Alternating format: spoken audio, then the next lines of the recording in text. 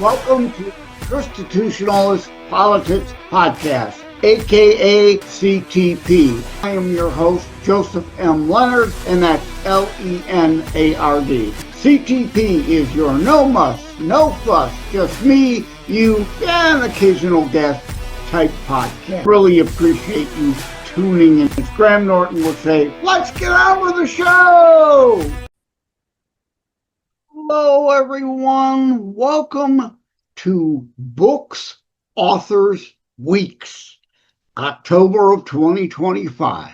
I had Health Weeks in February of 2025. I had a Music Weeks, 3 of those in the month of March 2025. So here we are, October. I have a lot of fellow authors I have the chance to have discussions with. So Books Authors Weeks, October 25. Without further ado, let's head into a discussion with a fellow author. Hello, everyone. Welcome to another Constitutionalist podcast, Books/Authors Weeks 3. Joining me today is RickPartlow. And my audience knows I can't pass on the lame puns, so I'm going to say next week will be part high, discussing the weather, and the week after, partially cloudy. But I'm bummed. Well, when people ask how to spell my name, it's like part high, part low, right there in the middle. Yeah. And joking about our names usually helps embed it in other people's heads. So I like to joke about names. And indeed, those looking behind the scenes video will see it on the bottom scroll of the video. But for audio and sake of the transcript, audio platforms 25 plus, only 5 videos, so more here on audio than see on video. RICK.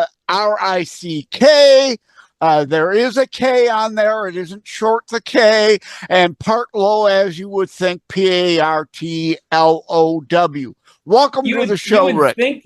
You would think that, and yet I could have lost count of how many people have spelled my name Parthow, Patlow, Patow, Bartlow. Possible. You know the old saying, call me what you want, just don't call me late for dinner, right? Yes. But again, now that we've given the wrong names, it is Rick with a K on there, Partlow, as you would expect. And you are the author of Contact Front. And again, not being able to pass the lame puns, as opposed to Contact Back, so it wouldn't be confused with Brokeback Mountain, maybe. But it's just a joke, people. It's opposed to Contact Rear, actually. Oh, that was a consideration then. No. Yeah. That wasn't a consideration. Okay, you're going with the flow of the bad pun. Thank you. Yeah. I appreciate that. Usually people just roll their eyes at my lame puns. Dad jokes are my life. Yeah, mine too. But yeah, and it's just a joke, people. Relax. Please, can we calm down? So, yeah, but before we go to the book, where were you born, raised? Where are you now? Significant places you've been to in between, those sorts of things. I was born in Tampa, Florida. I am, as I say in my bio on Amazon, I am that rarest of species, a native Floridian. Somebody who didn't move there. I lived in Florida for most of my life, except for a few years in Pennsylvania and Georgia when we were growing up. And I went into after I graduated college in Florida, I went and was commissioned in the Army, and I was stationed in Hawaii. And after that, I came back to Florida. You'd think, but it's not as nice as you You get over it quick. It's really expensive place to live. So everything's got to be shipped or flown in. Yeah, so yes, exactly. yes. So after I got out of the Army, I went back to Florida. I lived there for, wow, something like 29 years. And then once our kids moved out of the house, we moved to Wyoming. I live in Northwest Wyoming now. So you've been out in Wyoming happens to be one of the places I've not been to. So prepare a bunk. I'm going to come visit. A lot of people don't believe it exists. Yeah. Part of the flyover country, some would refer to as. There's a whole internet meme about Wyoming isn't real. It doesn't exist. Figment of everyone's imagination. It's just a fake place on the map, right? And since there's fewer than 600,000 people in the entire state, it kind of almost doesn't. So before we get into some of the nitty-gritty of the book, since we've joked about the title, Contact Front, Drop Trooper Book 1 is the subtitle. Got to throw that in there. And for those viewing the video, we just got up to grab the book. There it is. For those on the Audio 25 platforms, that doesn't do them any good, but there's the book cover if you're watching on video, and why you should watch on BitChute, Brighteon, Dailymotion in France, Rumble, or YouTube. There's things you miss if you don't see the video.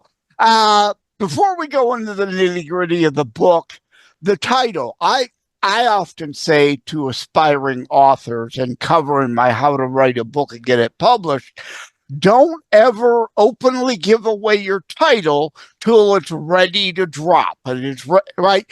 Have a working title so you can discuss your project with people without giving away your title. Did you have a working title other than Contact Front?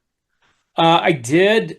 Honestly, I don't remember what it is at this point. Because I wrote. But you understand I wrote the book 5 years ago, so it's been a while. But what me and the publisher Athon decided, I think the original title was something to do with duty or something. But it was like 4 or 5 words, and we decided we wanted to use shorter phrases, and they would be military jargon. Contact Front, it actually, if we had done it the proper military way, it'd be contact, comma, front, exclamation point. But there's problems with putting small things like that on covers that people don't see them when they look at it online for an ebook or an audiobook. So we just use the words. But yeah, it overcomplicates it. Yeah. Yes.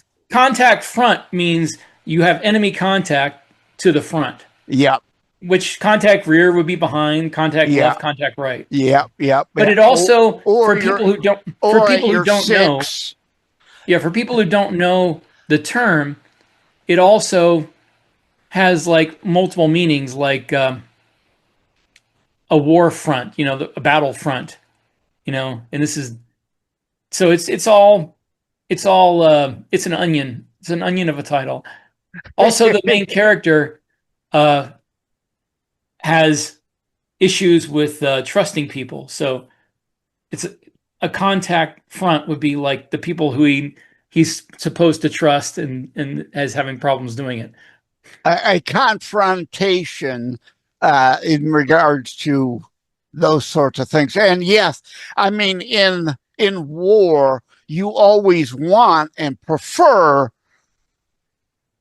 the enemy in front of you. You sure don't want to let them in your flank. Yeah. So indeed, it says here, drafted into Mickey Mickelson's release about your book, now 5 years old, but like my Terror Strikes Coming Soon to a City Near You came out in 22, still as relevant today. I take it still as relevant today as Contact Front. the Drop Trooper book 1, yes? Yes, out of 16. Oh, interesting. So these are going to go for a long. So is 2 Yes. and 3 already dropped, or No, so? book 1 only dropped today, October 21st when we're recording this.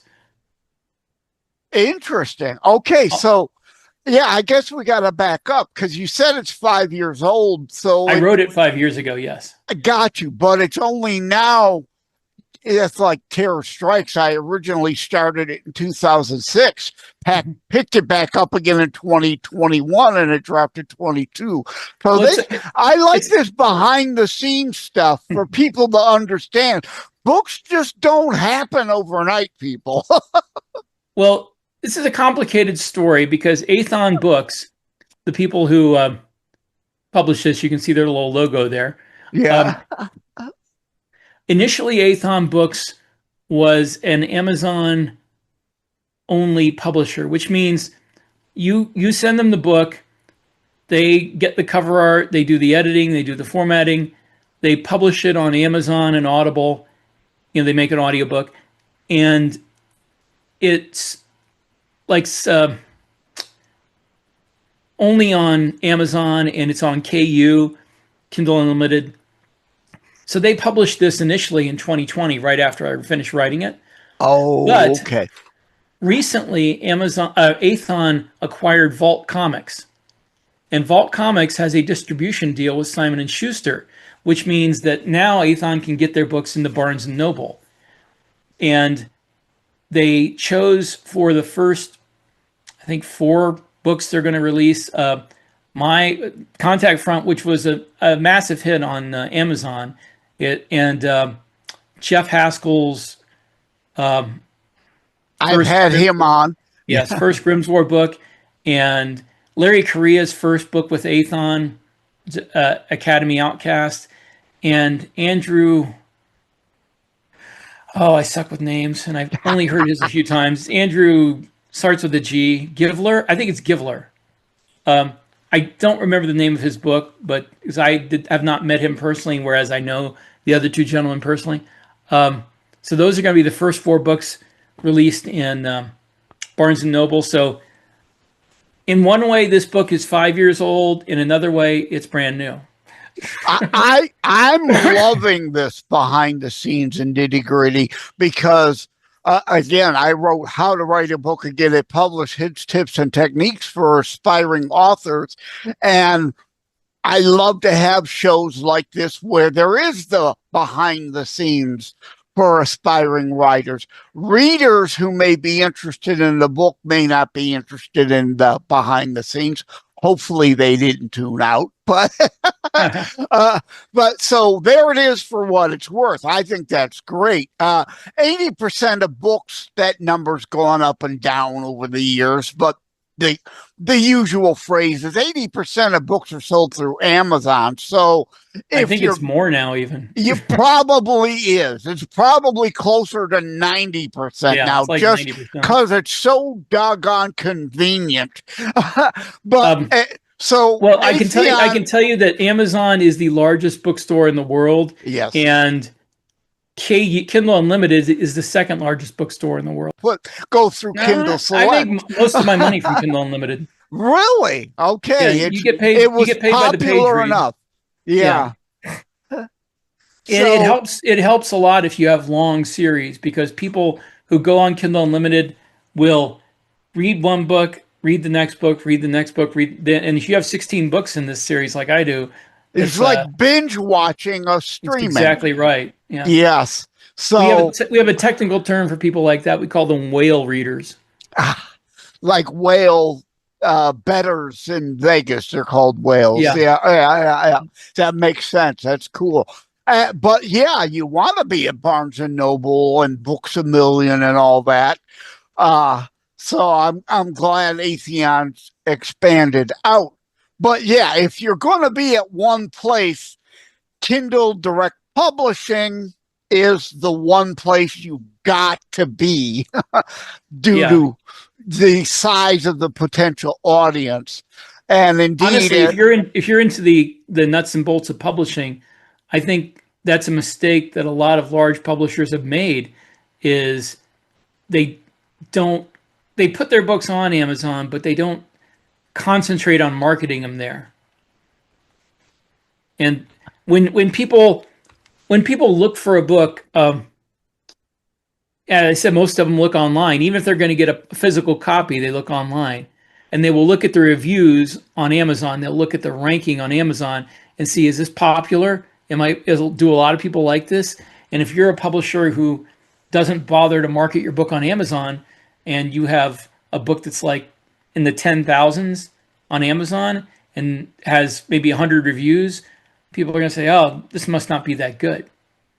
which is a shame, because there's a lot of books that are really good that because I do go into that and how to write a book. Reviews. The haters love to hate, as the song says, right? And they're quick to give a criticism. But people who love your work are reluctant to bother to give you the review at times. I mean, I can't tell you the number of people I've talked to that tell me how much they love my books, now into the double digits, but where's your review then? I always tell people, need your online review. I always tell people, if you like the book, go on Amazon and review it. If you didn't like it, just keep it to yourself. That's fine. Or talk to me first, right? Tell me, go to the website, the contact form, and give me a chance to defend myself before you give me the nasty review. Exactly. Because indeed my first Terror Strikes International book did go through Ingram Sparks, which made it available through Amazon, Barnes & Noble, Books A Million, and whatever, including in bookstores available that way. But you're right. If you're not marketing it at Amazon, Amazon has less incentive. Well, they still have an incentive because they get a cut if they sell the book, even if it's printed by Ingram Sparks rather than KDP. But they have less of an incentive than trying to promote books that are through KDP and they get a bigger cut of. Makes sense? Yeah, I suppose so. I've never used Ingram Spark. I know that Athon has used them for some of their paperback printing, but that's not my thing. I don't get involved in the nuts and bolts of it. Right. And I think way too much nuts and bolts for some viewers, so we better move on to why you're actually here discussing Contact Front Drop Trooper Book 1. What inspired it? Well, I have written 85 books, and somewhere around, I think 47 of those are in the same universe, the one that Contact Front is in. And it's not the first by any stretch. I wrote like 5 other series in that universe before I started Drop Trooper. And in those series, there was a war that takes place in this future history against a humanoid alien race called the Tawny. And I wrote stories from that war from the point of view of like Special Operations Commandos, from Force Recon Marines, from pilots, and search and rescue. And the only thing that I had mentioned as a military force and had not written was the big Marines in their battle suits, the big armored battle suits like Starship Trooper, Yeah. I mentioned them, but I had never written anything from their point of view, because I thought, well, it's been done. Starship Troopers, armor. John Ringo had the Legacy of the Aldonado with the battle suits, and also he did Through the Looking Glass, where they had battle suits. And I'm like, everybody's done battle suits, so I needed a hook, different angle somehow. Yeah. Yes. So I wrote a short story for a anthology called Backblast Area Clear, which is notable in that Richard Fox's short story in that anthology was nominated for a Dragon Award. I think he won the Dragon Award for it. Which helps give your short story a little. Yeah. So the short story was called Into the Great Wide Open, which is a cut from Tom Petty's song. Yeah. Rebel Without a Clue. My OCD brain immediately went there. Yeah. And it was about a Marine who got into battle suits because he was agoraphobic and he couldn't stand to be out. He was he was raised in this big mega city, and he was raised in the underground where nobody ever sees the sky, you know? So when he was drafted and went into basic training, first time he saw the sky, he panicked. And even though he was really good at being a Marine, he couldn't do it he couldn't be force recon. He couldn't be a guy out there in the woods, with just a rifle. So he got into battle suits, and the battle suit was not just like an armor against his agoraphobia, but also it was an armor against other people because he didn't trust other people because of the life he'd lived. So the story Into the Great Wide Open was when he is part of a failed attack on a colony world that the enemy has taken, and his suit is wrecked, and he has to get out of it and throw in with these partisan fighters among the colonists, and he's out in the Great Wide Open and having to deal with his agoraphobia, and at the same time having to deal with trusting other people, which he's not good at. Interesting. So this is really genre-wise military sci-fi. It is military science fiction, definitely. And after the short story everybody liked it, and I had just finished another military science fiction series for Aethon that involved mecha, like BattleTech or Robotech, the big giant robots. Yeah, MECHA, not yes. MECCA, Saudi Arabia. Yeah, battle mechs basically. And they wanted me to do a new series, and I'm like, well, I've got all this background to this war that I've already written in many other novels, and I got this short story that could easily be expanded into a novel. So I'm like, I'll do a trilogy for you of this guy in the war. That expanded to 4 books because I found out after book 3 got started, like, I'm not gonna be able to finish it in book 3. So book 3 kind of became like a Potter film, part A and part B. Not quite, but in book 4, I ended the war. And then those first 4 books had done so well. Book 4 was a finalist for the Dragon Awards. And my publisher said to me, you're going to keep writing these books. And I'm like, but I ended the war. And he said, doesn't matter. You're going to keep writing these books until they stop selling or Jesus comes. Yeah, right. Yeah, exactly.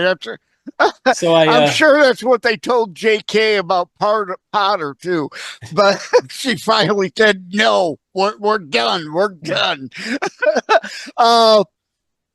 So military sci-fi, take part in immediately comes to mind Avatar, which I loved the first movie, but have no desire to see the second and the third, which are basically the same daggone thing. Never watched the entire Avatar movie. Well, I liked the first one because of the special effects. It was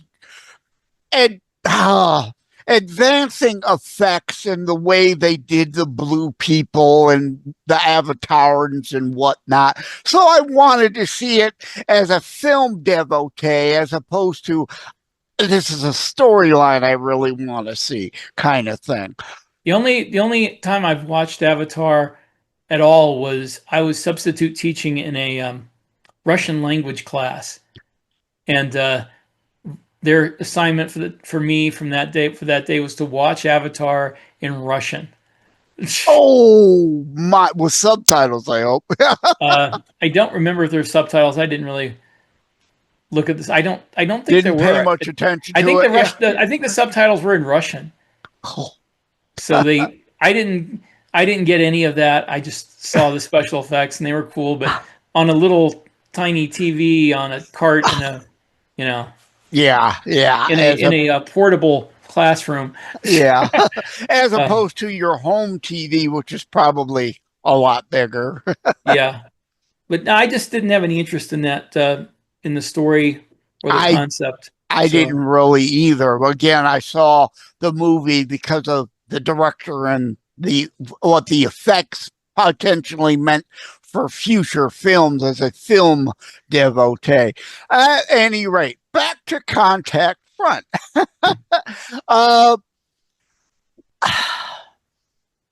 well, I think we've covered the storyline in that series. Let's try covering some of your other books in your other series. Let's promote them too. What other? I do want to say something about Cam Alvarez, the main character, though. Oh, okay.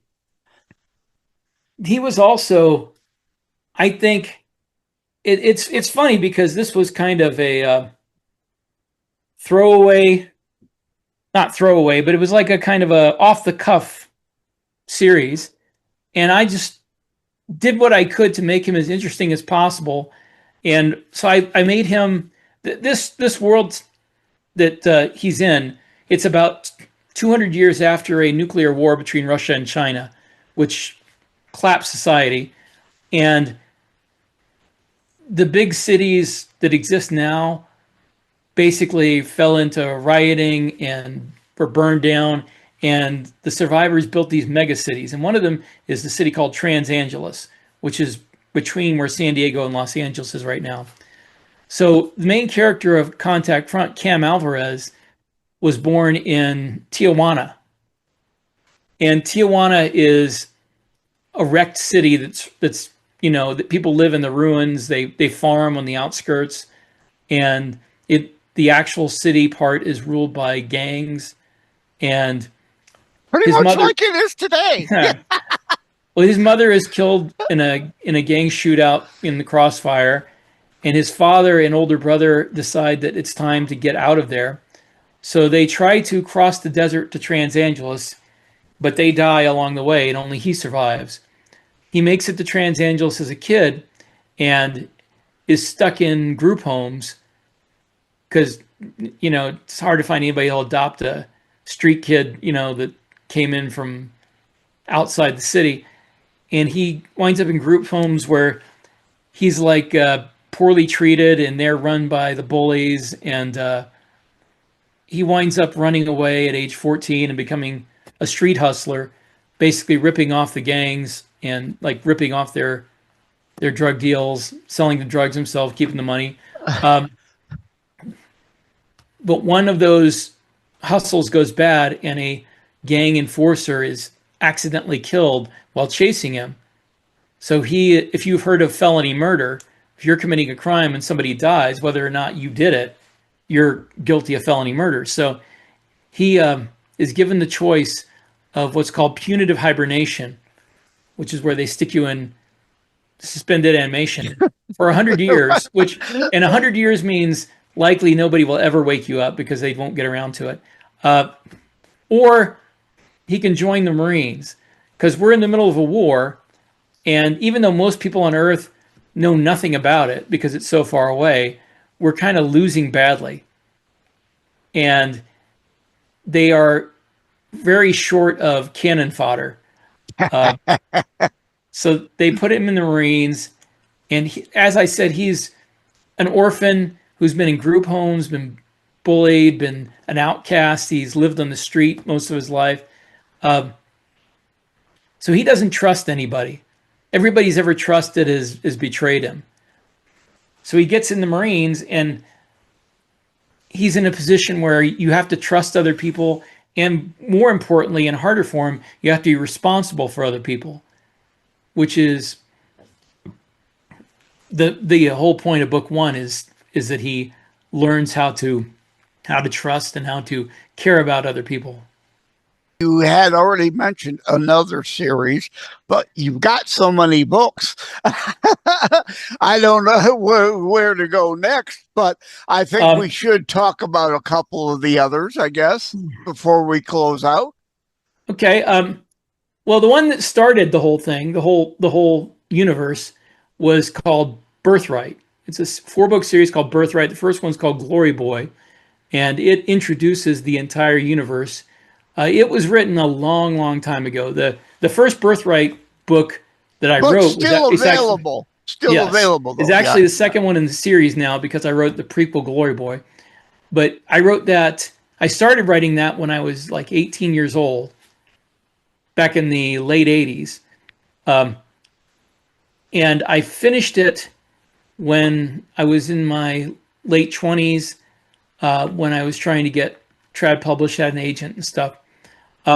So it's been around quite a while. So the details of the universe have changed a little bit since I wrote that series, but that is the first one. And then I went to a book series called Recon, and then Acheron, and Psy-War, and then finally Drop Trooper. But the latest things I'm working on for Aethon is a series called Archangel, which is about it's in a different universe altogether, different history, and it's about a former commando who finds out the war that he served in was basically built on a lie, and the government is using the military and to try to maintain power, and he has to finally start a resistance movement. Being a fellow author, I love wordplay and double meanings, double entendres without a sexual connotation. And we're dealing in that here, right? Universe as in this book universe of books, and indeed it's military sci-fi, so it's kind of out there in another universe. Yeah. You didn't find that as tickling as I did, obviously. Well, you throw around a lot of terms like that in science fiction now, because one universe has one history, one scientific pathway that they took to get to the stars or whatever, one set of aliens, and then you have another universe with another history. Yeah, but presumably physics, the laws of physics, supposed to apply as we know them, as we expect they would everywhere, although we're already trying to bend beyond what we know as the law of physics, like potential faster than light speed travel. You know what Scotty said? You cannot change the laws of physics, Jim. But I like to twist them as far as possible. Exactly. So thank you again, Rick Partlow. I almost said Bartlow because of the beginning. Rick Partlow, for joining today. Do you have a website where people find you and your entire promotion about all the series? If not, do you sell direct? I do not sell direct. All my books are through a couple of different publishers. The best place to find everything that I have is to go to Amazon.com and look up my name. I am the only science fiction author with this name, so it's easy. I'm glad you said that, because that's why I have my middle initial in there. Yeah. Joseph M. Leonard. It looks French. I say this almost every show. Looks French. It's not Leonard. It's Leonard without an O. But there is a Joseph Leonard out of South Carolina who is also a Christian author. So, but is he I've French? Got to make that. I don't know. But I've reached out. He never gets back to me. I'd love to have a conversation with him, even have him on the show. But yeah, so names, you got to, in How to Write a Book, I say, if your name is at all familiar, make sure somebody's not already publishing under that and adopting nom de plume. Well, thankfully I have a kind of a rare last name. I do have a RickPartlow.com author blog, but I don't post there much because it just takes a lot of time to blog. I also have a Facebook page, The Science Fiction Worlds of Rick Partlow. Okay. And RickPartlow.com, I hope and assume, and if not, you need to fix it. There's a link to your Amazon page and to your Facebook page, yes? Or there will be probably. Soon? Probably. I hope there's definitely a link to my newsletter on that page. Okay. I have a newsletter that you can sign up for free, and I usually wind up doing things like having drawings where I give away signed copies of my books. And I'll tell you about other people's books and any new books that I'm working on.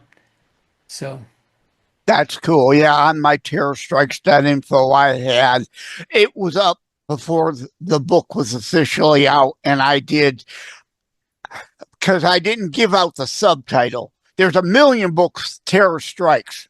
The subtitle is what mattered, and I didn't release that. But I had a status updates page there. Kind of sounds like what you're doing in general, to let people know the phase the book is in, what, hey, the cover's now coming, and blah, blah, blah, blah, blah. So, but again, I like that nitty-gritty behind the scenes kind of stuff. Not everybody does, right? Yeah.